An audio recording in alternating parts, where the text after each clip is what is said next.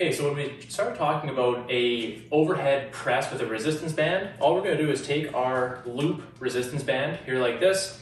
We're going to step on it, both feet, right? So just kind of get comfortable, both feet about shoulder width apart. You're going to bring that band up across the shoulders, so your elbows are on the inside of it.